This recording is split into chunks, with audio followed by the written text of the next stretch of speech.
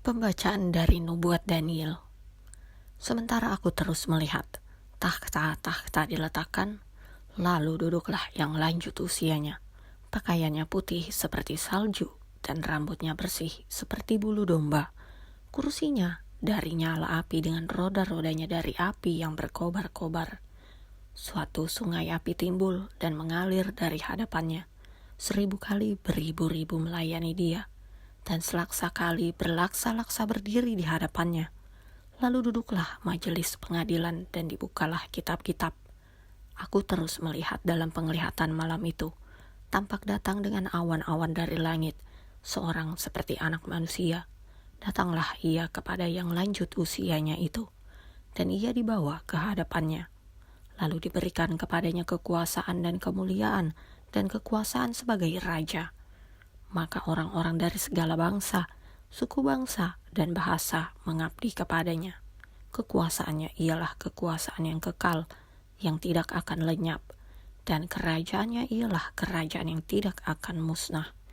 Demikianlah sabda Tuhan. Pembacaan dari surat kedua Rasul Petrus. Sebab kami tidak mengikuti dongeng-dongeng isapan jempol manusia, ketika kami memberitahukan kepadamu kuasa dan kedatangan Tuhan kita, Yesus Kristus sebagai Raja, tetapi kami adalah saksi mata dari kebesarannya.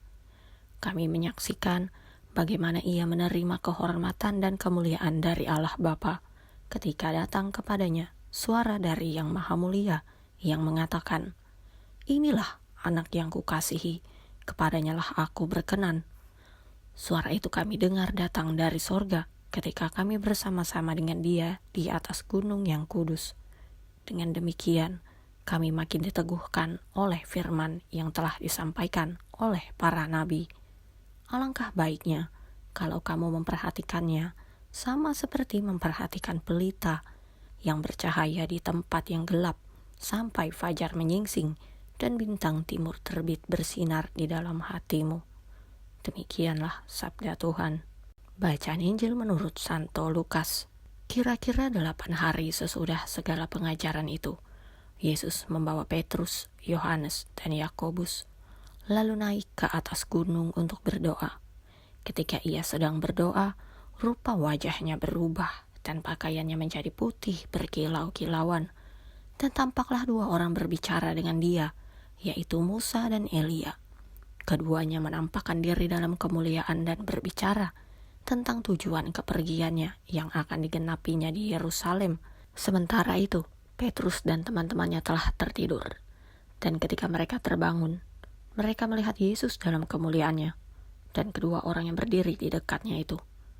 Dan ketika kedua orang itu hendak meninggalkan Yesus, Petrus berkata kepadanya, "Guru, betapa bahagianya kami berada di tempat ini. Baiklah, kami dirikan sekarang 3 kemah, 1 untuk engkau, 1 untuk Musa, dan 1 untuk Elia." Tetapi Petrus tidak tahu apa yang dikatakannya itu. Sementara ia berkata demikian, datanglah awan menaungi mereka, dan ketika mereka masuk ke dalam awan itu, takutlah mereka.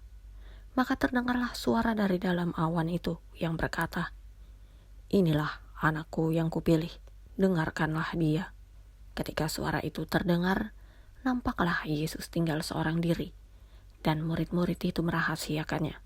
Dan pada masa itu mereka tidak menceritakan kepada siapapun apa yang telah mereka lihat itu. Demikianlah Injil Tuhan.